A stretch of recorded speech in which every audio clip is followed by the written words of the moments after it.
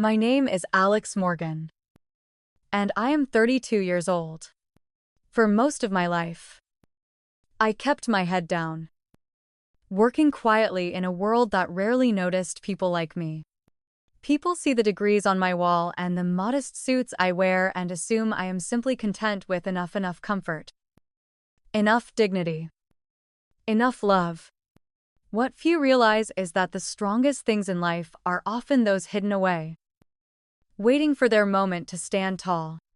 And sometimes, it is the people you trust the most who give you your first taste of humiliation. If you have ever stood outside your own celebration, unwelcome and unseen, perhaps you will understand how quickly pride can turn to pain. The Carringtons have always been a family of spectacle. Their penthouse in Manhattan stands 50 floors above the city, filled with crystal, fine art, and laughter that does not reach the eyes. My own parents, June and Robert Logan, never fit that world. They were teachers and nurses, the kind who measure their wealth in old photographs, handwritten letters, and worn-out shoes polished for every important moment. From the very first day I met the Carringtons, I felt the shift in air, the cool, appraising glances, the careful way my name was pronounced at parties, as if testing a wine they did not order. Their golden child, my spouse Jordan, had charm and confidence that could light up a boardroom. Jordan was born for a life where invitations came engraved, and every mistake was someone else's fault. If you have ever been the shadow beside the star, you will know what I mean. Let me set the stage. It was the morning of my graduation from Columbia, the culmination of years spent working 2 jobs, holding my parents' hands through illness, and taking on debt that would have flattened a lesser spirit. The ceremony was to be held at the Avery Fisher Hall, followed by an after-party at the Carrington penthouse. I had, in a moment of hope, sent formal invitations to my parents, hand-addressed in gold ink. They replied with photographs of themselves holding the envelopes, eyes shining, promising they would be there, rain, shine, or snow. I did not know that morning what was waiting for them at the door.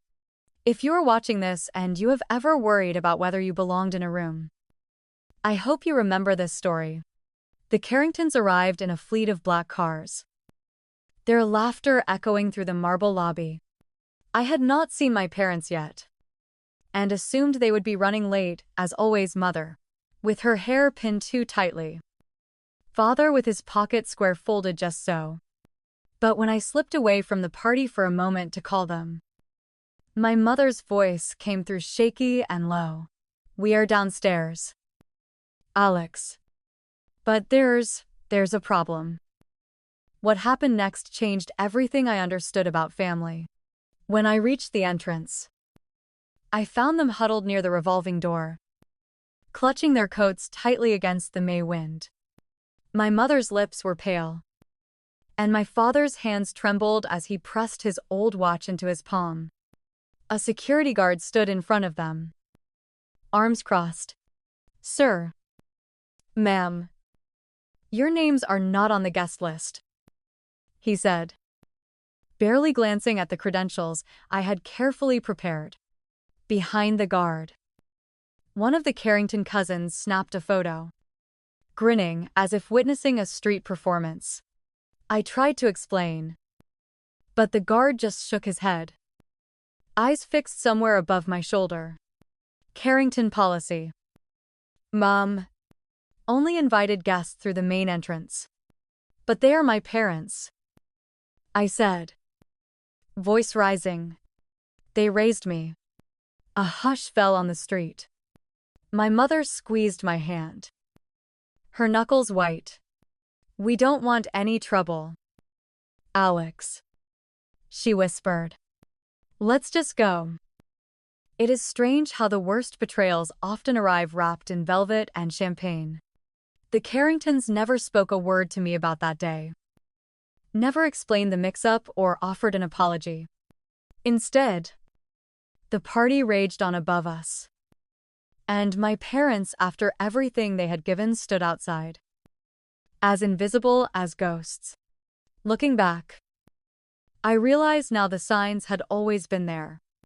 Jordan's parents, Sterling and Evelyn Carrington, had once referred to my family as the Logans from somewhere upstate, as if geography were a measure of worth. On the day of our engagement, Evelyn smiled sweetly and said, "You're marrying into something much bigger, dear. You'll see." That smile haunts me to this day. Still, I tried to give, to please, to belong. For years, I had been the reliable one nobody appreciated. The silent workhorse who made sure the bills were paid and the smiles were real. When my parents lost their house to medical bills, I was the one who wired the down payment for a new apartment.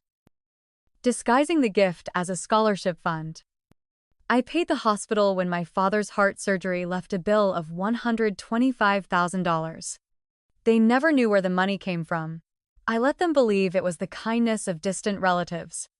But on my graduation day, all that hidden support was nothing against the wall built by pride and pedigree.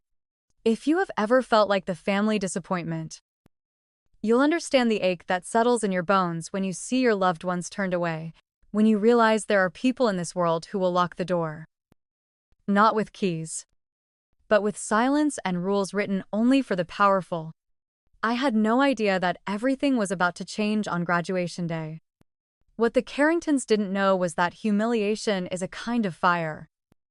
And some fires are meant to burn down the walls we thought would always stand. People often say that the past is another country, but I have learned it is much closer than that. Sometimes it lives just behind your ribs, pressing in whenever you remember where you came from. I grew up in a home that smelled of old library books, brewed coffee, and hope. My father, Robert Logan, taught literature at a public high school, coming home each day with chalk on his sleeves and a weary smile. My mother, June, worked nights at the county hospital, her shoes always just a little too worn, her hands always gentle no matter how tired she was. Money was never plentiful, but pride was. Every extra shift, every dollar tucked away, was a silent promise that my future would not look like their present. I remember the day they sold the little house I grew up in, our patch of crabgrass, and memories traded for a down payment on my college education. The sale price was $220,000.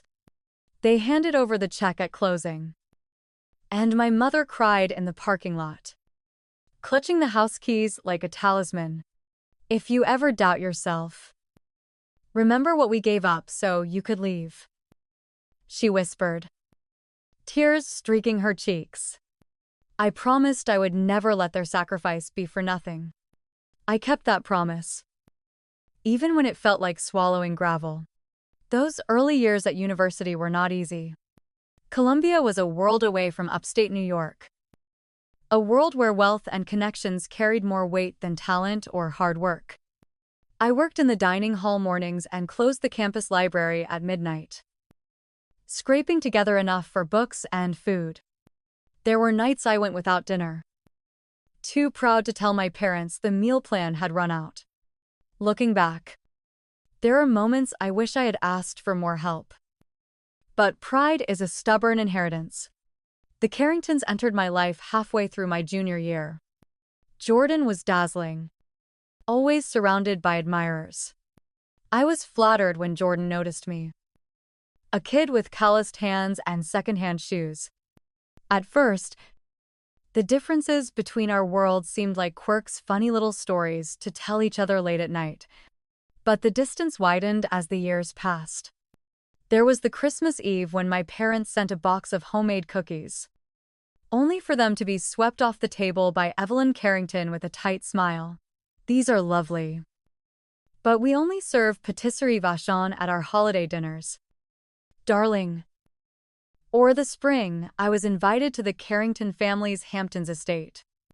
While the others played tennis in pristine whites, my father sat under a tree, reading a battered paperback. One of the Carrington uncles joked, "That's dedication coming all this way just to read. Do teachers get summer vacations? Or are you always on call?" The laughter stung. But my father only smiled politely. I realized then how much of my parents' dignity was held together by silence.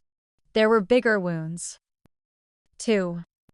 When my mother was diagnosed with breast cancer, the medical bills reached nearly $100,000. The Carringtons sent a bouquet and a card. But it was an old colleague of mine who connected me to a hospital fund that covered the surgery. I drained my savings for her aftercare and never spoke a word of complaint. When my father lost his job during the school district layoffs, the Carringtons suggested, in a voice meant to sound helpful, "There are always opportunities in maintenance, Robert. Or maybe as a substitute. Surely, you don't mind staying busy?" My father nodded, dignity cracking just a little. I became adept at hiding my family's struggles. I funneled my bonus from a part-time research job to cover my parents' rent one cold winter, all while letting the Carringtons believe my family's needs were few and their lives modest by choice. But in every act of giving, a little part of me grew quieter, more invisible. As graduation approached, I found myself torn. My parents were so proud, their voices bright when we spoke on the phone. "We'll sit in the front row. Alex, I want to see you in your cap and gown. Promise me you'll wave." My mother insisted. They arrived early, dressed in their best. My father wore his old suit, the one he had bought for my high school awards banquet, now a bit too loose. My mother had saved all year for a new dress, pale, blue and simple, with pearls at her neck.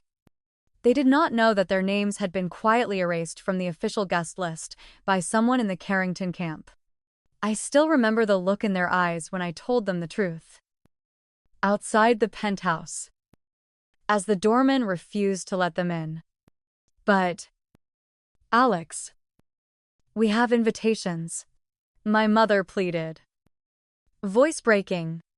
The doorman only shook his head, not meeting her gaze.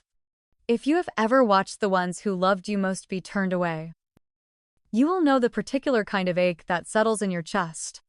What I did not know, as I led them away from the glass doors, was that the story was not yet finished. The day's humiliation would ripple through our lives, uncovering truths and setting in motion a reckoning I could never have imagined. If you have ever wondered whether sacrifice is worth it, I hope you'll stay with me. The months after graduation moved quickly, as though the world itself were hurrying me along a path I had not chosen. There was little time to process the wounds of that day. Invitations to parties and fundraisers arrived, each bearing the Carrington family crest, each with my name printed just below Jordan's. Jordan and I married the following spring, in a ceremony so lavish that even the cathedral seemed to shrink under the weight of all that expectation. I wore a dress simple and elegant, pale ivory, with sleeves just long enough to cover my shaking hands. My parents, invited out of obligation, sat quietly in the back pew, their faces a mix of pride and uncertainty. Evelyn Carrington glided down the aisle with practiced grace, directing the photographers, fussing over every flower. At the reception, she toasted to the uniting of old money and fresh ambition. If you have ever felt like a guest at your own celebration, you'll know how hollow even the grandest rooms can feel. Life with the Carringtons was a series of contracts, some written, most unwritten. The first document arrived the day after our wedding, a prenuptial agreement drafted by Sterling Carrington's attorneys. It described, in careful legal language, The expectations for inheritance, property, and even behavior. There were references to a trust fund $6 million, held in escrow until certain conditions were met. One condition, as it turned out, was the ongoing approval of the Carrington Family Board. My own parents had no such contracts. Only a promise to love me no matter what. Jordan was ambitious more than I ever realized. The penthouse we moved into was a Carrington property, its deed still tied to the family's limited liability corporation. Our home was beautiful, but every object seemed to carry someone else's name. Even the art on the walls bore small brass plaques, on loan from the Carrington collection. Jordan wanted me to thrive, but on their terms. My career, once a source of pride, became a point of negotiation. "Let's not talk about your startup at family dinners," Jordan would say. "It's better to keep business separate." When my educational software company landed its first major contract, $1.2 million from a school district, upstate, Jordan's father suggested, "Perhaps you should put the business in our family trust. It will offer tax advantages and ensure proper oversight." Proper oversight. It was always about oversight. My successes became joint victories, my mistakes, personal failures.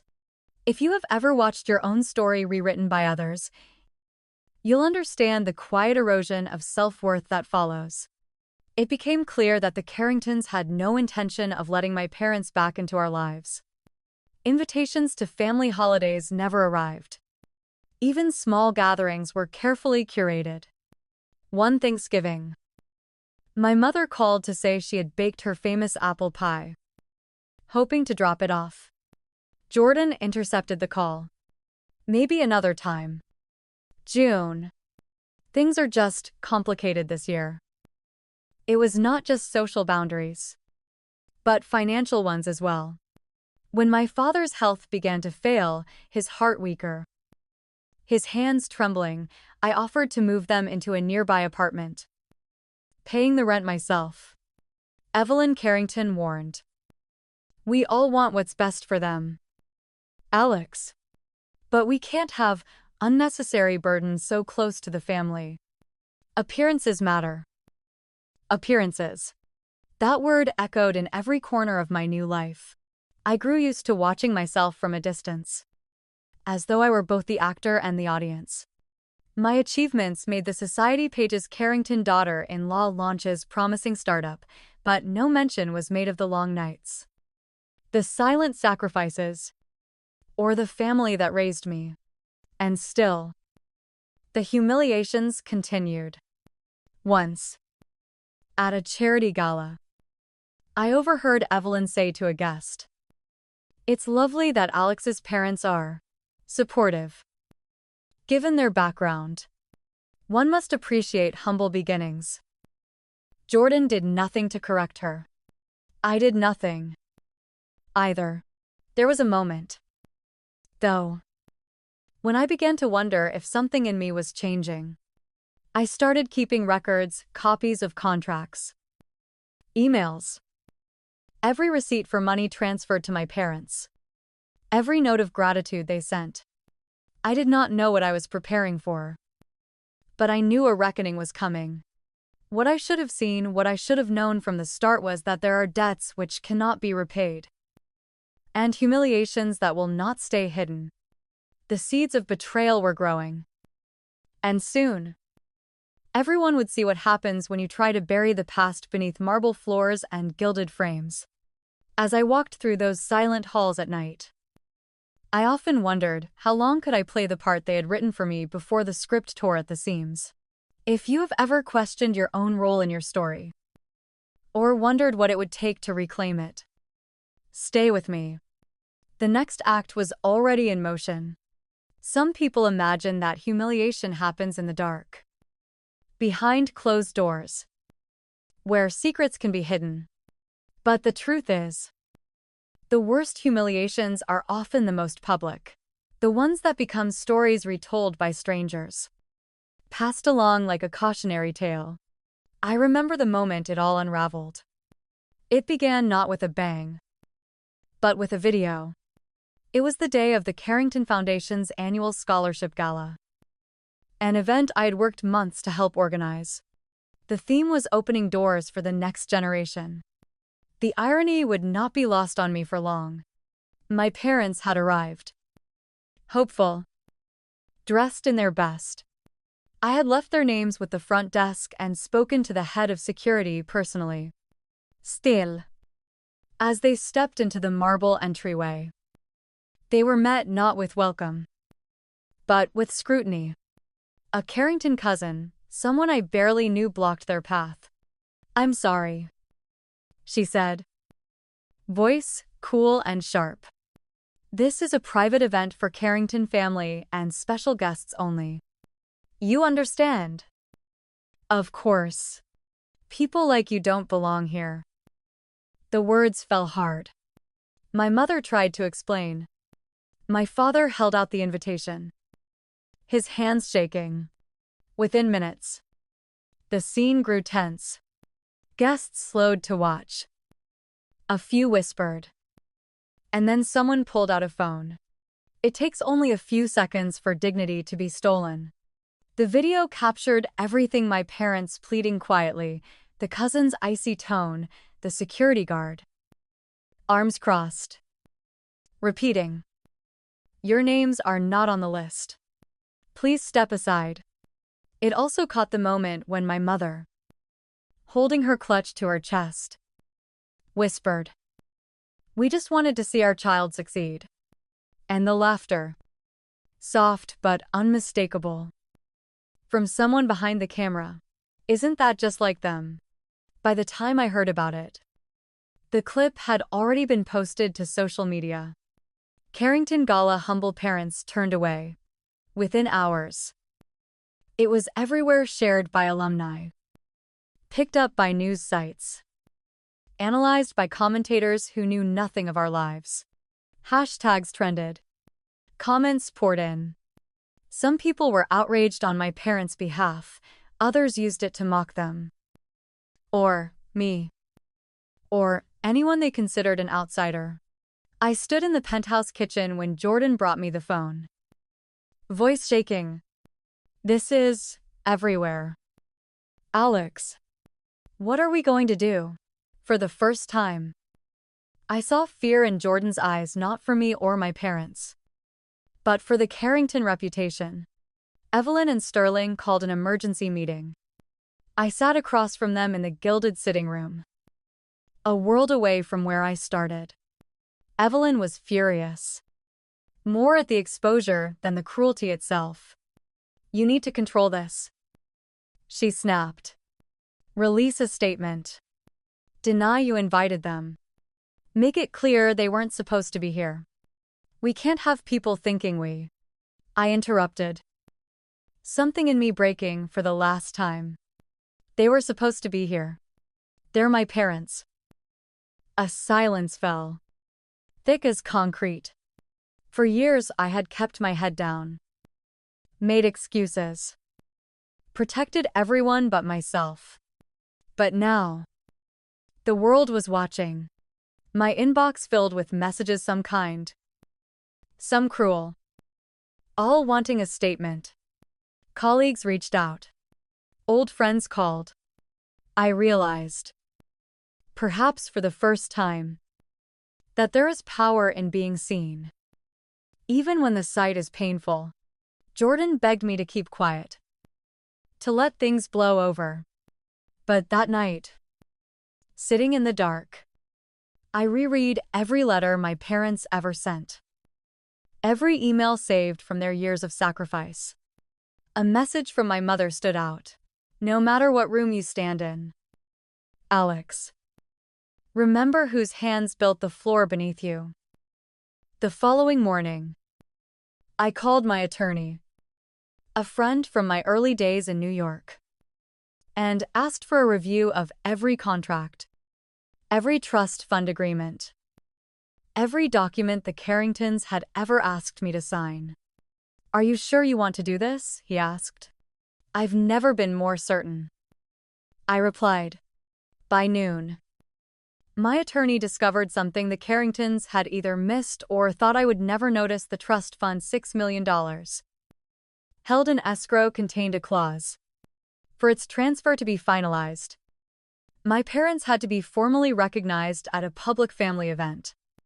The scholarship gala, broadcast online, met that requirement. And there was video evidence now viral that my parents had attended and been turned away. That evening, with the world watching, I released a statement. I told the truth. I named names. I described the years of silence, the casual cruelties, the contracts that valued reputation over kindness. I made it clear that the legacy I cared about was not the Carrington brand, but the sacrifices my parents made. The response was immediate. Reporters called. Commentators weighed in. The Carringtons went on damage control. But the truth, once out, would not go quietly back into the shadows. For the first time, people saw my parents, June and Robert Logan, not as embarrassments or obstacles, but as the foundation of everything I had built. Some wounds never fully heal. But in the glare of public attention, I realized that shame cannot survive the truth. If you have ever wondered whether to speak up, to stand up for the ones who stood by you, I hope you'll remember sometimes, all it takes is a single voice breaking the silence. The reckoning had begun. There is a particular stillness that settles before a storm, a hush that warns you something is coming. Something that will not leave the world unchanged. That was how it felt in the days after the video spread. After my public statement forced the Carringtons out of their echoing halls and into the scrutiny of the world beyond, the family scrambled for control. Lawyers were summoned, their words sharp as scalpels. Jordan came to me late one night, voice trembling, asking if I would reconsider, if I would help the Carringtons manage the press, save the family's name, and quietly resolve the matter behind closed doors. Alex, this doesn't have to go any further. You've made your point. Please, think of what you're risking. But I had spent too many years thinking only of what I might lose. Now I thought of what I owed to the people who had lost so much for me. My attorney and I met in a quiet office far from Manhattan's towers, reviewing every clause, every stipulation the Carrington legal team had woven into my life. There it was, clear as day. The trust fund, the penthouse, the Carrington title, each dependent on the public acknowledgement of my family. A requirement written for appearances, never meant to be honored. For years, I had abided by their rules, believing kindness and patience would win me a seat at the table. But the table was never mine. When we served the Carringtons with our demands, formal recognition of my parents, immediate transfer of the trust fund, public apology, they responded with bluster and threats. Sterling Carrington sent a letter, heavy with legalese. Any further action will result in litigation. You will not see a single dollar if you pursue this path.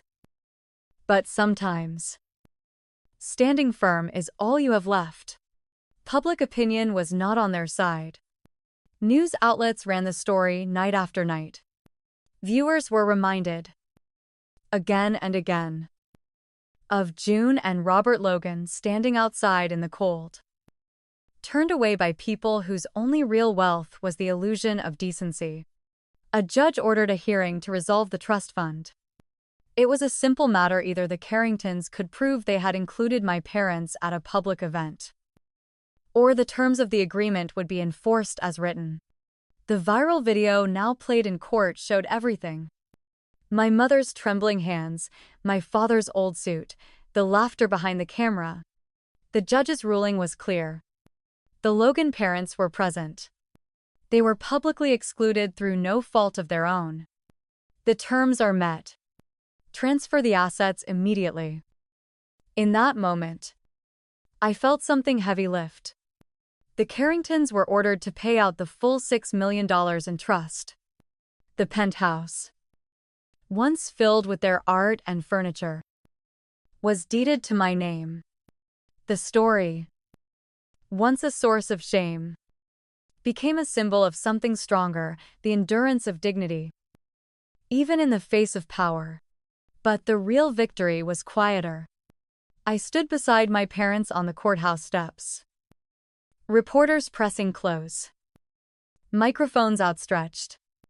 My mother spoke softly, her voice steady. Her eyes bright with a pride I had not seen in years. "We're grateful to be seen," she said. "Not for our struggles, but for our child's strength." The Carringtons did not attend the press conference. In their absence, I addressed the world with a simple truth. You cannot buy legacy with cruelty. True legacy is built on kindness, sacrifice, and the courage to stand with those who stood by you when you had nothing else. Jordan sent one last message, apologizing privately, quietly, when it no longer mattered. In the days that followed, messages poured in from strangers, teachers, nurses, parents, people who had felt invisible in their own lives. They shared stories of small victories and hard-won dignity. I read every one. As for the Carringtons, their name became a cautionary tale, a reminder that what is done in darkness will, sooner or later, be brought into the light. And so, in that strange new quiet, my family began again. We had not chosen the fight, but we had chosen each other. And that was enough.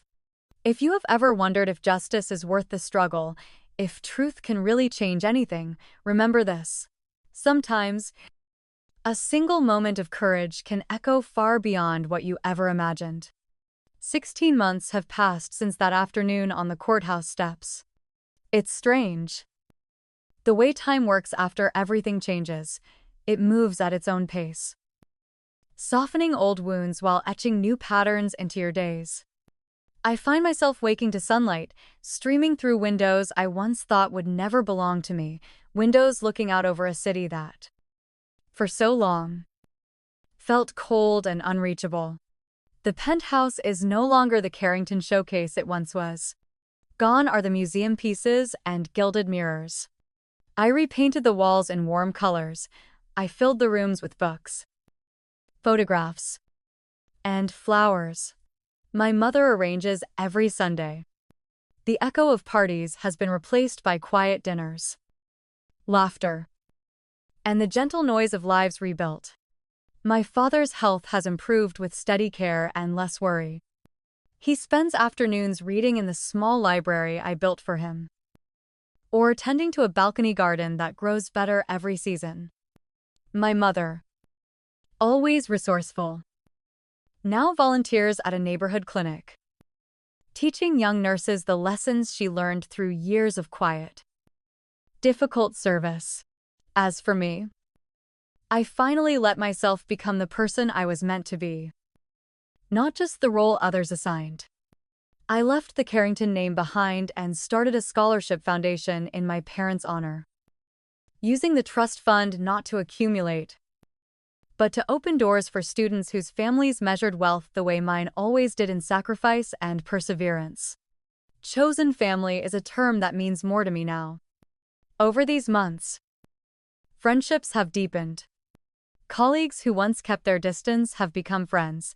Some have shared stories of exclusion, of building lives on the margins, of small kindnesses that made all the difference.